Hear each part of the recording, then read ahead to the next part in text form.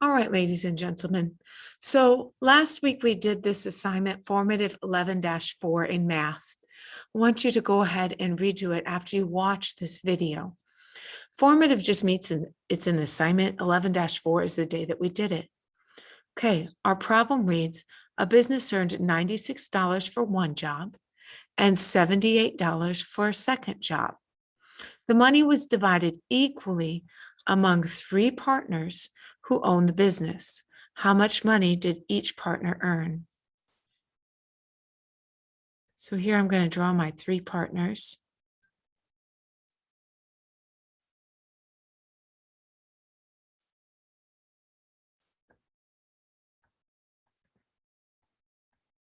Okay, and these three guys went to work. Now I do see some great word clues here. I see some words, $96. I see $78. I see this word, these words here, divided equally among. That just means between three partners who own the business. So all three of these guys work, right? So they should all receive their fair share of the money. Okay. How much money did each partner earn? So we need to know how much money each partner, here I see another important word, that tells me equal groups. And here I see equally and divided. So this tells me on the second part of the problem, we are definitely going to divide. What are we going to do here though? People last week tried to add, subtract, multiply, and divide. So let's think about it. 96 divided by 78. We don't do that math in fourth grade. It is possible, but we only have one-digit divisors, so we are not going to divide.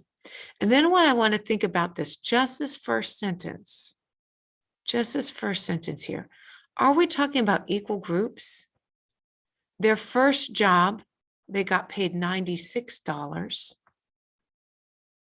And their second job, they got paid $78. Now, some people wanted to find the difference. They wanted to say, how much more did they get paid for the first job than they got paid for the second job? So they wanted to do 96 minus 78. But we look here, it doesn't say that. We have to take our money and divide it equally among the three people, and they want to know how much money each partner earned. It did not say how much more did they earn at their second job than their first job. So we do not want to subtract. That is absolutely wrong. Okay, they're not asking for a difference here. What they're asking is, well, if I get paid this much and I get paid this much, they didn't get paid the same amount, equal amounts. So we would not multiply these numbers either. Some people want to multiply them, but it doesn't say we did 96 jobs for $78 at each job. It's two different jobs, two different prices. Maybe here they mowed a lawn and cut down a tree, and here they just mowed the lawn. So they didn't charge as much. So we have two different jobs, two different places. They earned $96 and $78. Let's think about, what does Ms. Raymond say? If we want to find the total amount of money that these three guys earned doing these two jobs, what would we do to these two numbers? I already said we would not divide. I said we would not subtract because we're not finding the difference. I said we do not have equal groups. And they earned more than $96 because they did two jobs. So what would we do? You go ahead and decide.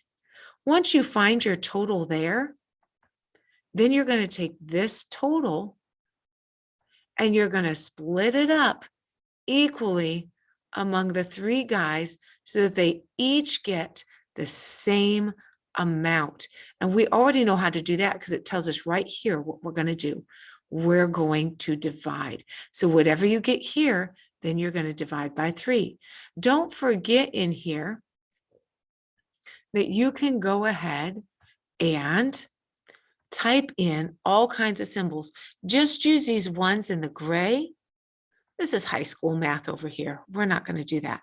So use the numbers in the yellow and use the symbols in the gray and type your equation in there. So whatever you decide to type, you can put the equation in there.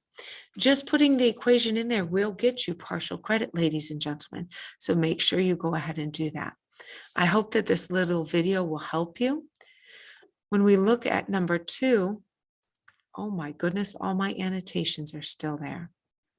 Okay, let me get rid of those. When we look at number 2, you have to think about what you did.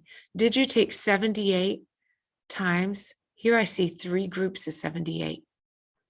Did you take 78 times 3? And then did you take 96 times 3? It's because I see 3 groups of 96.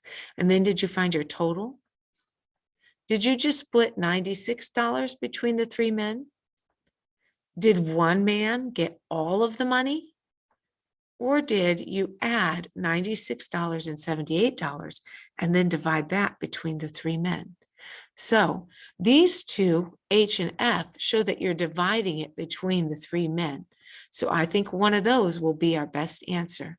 Ladies and gentlemen, go ahead and do your problem, and then go ahead and submit your problem. Thank you very much. Have a great day.